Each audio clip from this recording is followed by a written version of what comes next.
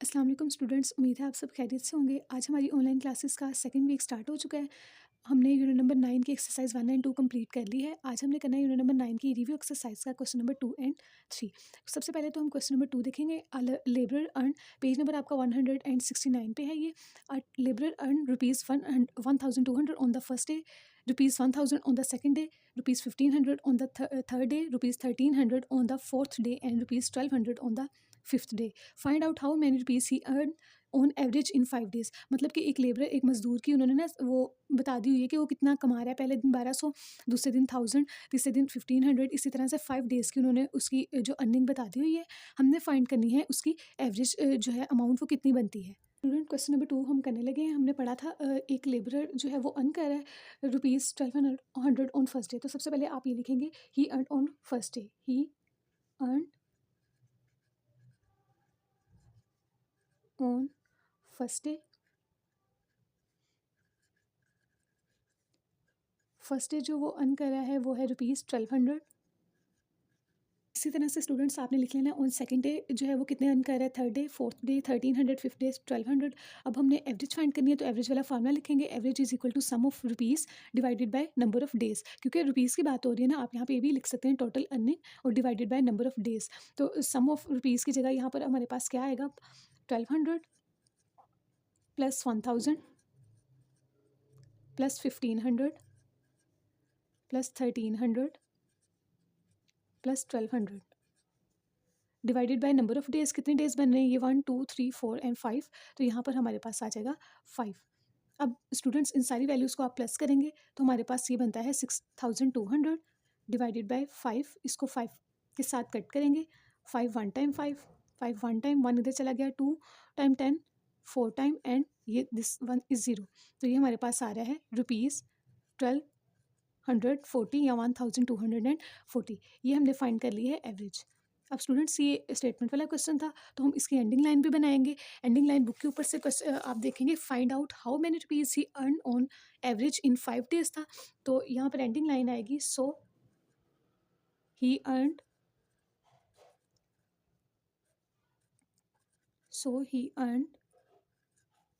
Rupees 1240 on average. इसी तरह से स्टूडेंट्स क्वेश्चन नंबर 3 देखें आप। Find out the average of 6 odd numbers from 1 to 11। हमने फर्स्ट लाइन में उन्होंने बोला है एवरेज फाइंड करें 6 ऑड नंबर्स की 1 to 11 तक। 1 to 11 तक जितने भी ऑड नंबर्स बन रहे हैं उनकी हमने एवरेज फाइंड करनी है। And also find the average of 6 even numbers from 2 to 12। और हमने 6 इवन नंबर्स की जो है एवरेज फाइंड करनी है, जो कि कहाँ से कहाँ तक इवन नंबर्स है, 2 से 12 तक। Tell which of these two average is greater in value. और फिर हमने बताना है कि कौन सी जो एवरेज है वो वैल्यू में बड़ी है than even, the even one और ओड वन। कि जो इवन नंबर्स की एवरेज फाइंड की है वो, या फिर ओड नंबर की जो एवरेज फाइंड की है वो, इन दोनों में से किसका आंसर जो है वो ग्रेटर आ रहा है। हम लास्ट पे ये लिख देंगे। ठीक है स्टूडेंट्स, अब आप यहाँ पे लिखेंगे odd numbers from 1 to 11। Odd numbers from 1 to 11। 1 to 11 हमारे पास ओड नंबर्स कौन कौन से आ रहे हैं, 1 3 5 7 एंड 9। अब हमने फाइंड करनी है एवरेज फाइंड करनी है ओड नंबर्स की। तो यहाँ पर हम लिखेंगे एवरेज ऑफ ओड नंबर्स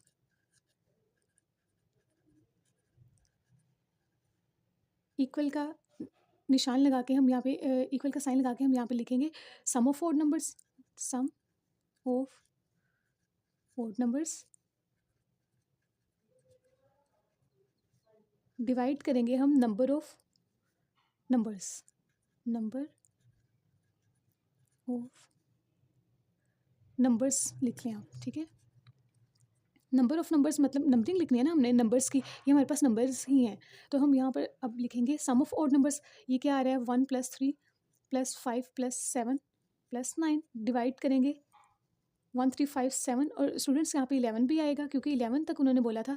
यहाँ पर हम 11 भी लिखेंगे। टोटल हमारे पास कितने नंबर्स हैं, 3 एंड 3 6।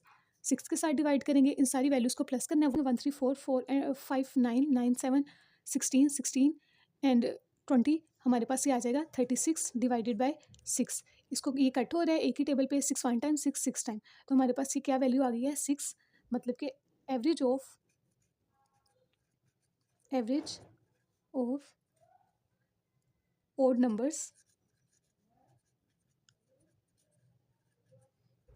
is 6।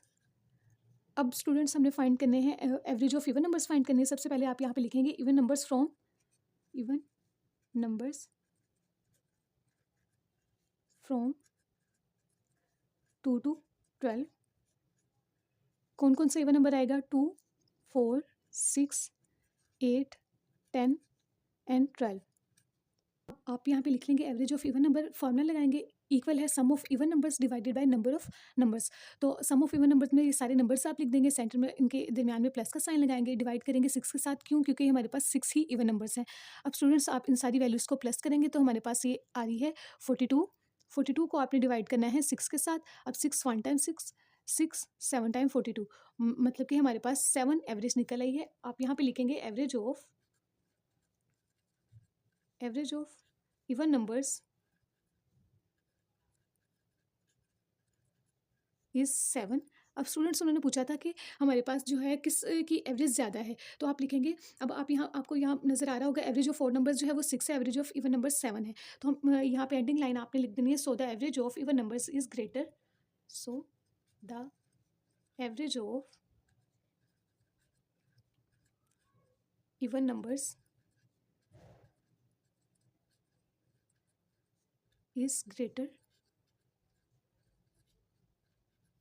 दैट इज़, जो कि क्या है 7। ठीक है स्टूडेंट्स, आपका जो टास्क है आज का वो यही है, रिव्यू एक्सरसाइज का क्वेश्चन नंबर 2 एंड 3 आपने अपनी नोटबुक्स के ऊपर सॉल्व करना है। ओके स्टूडेंट्स, अल्लाह हाफिज़।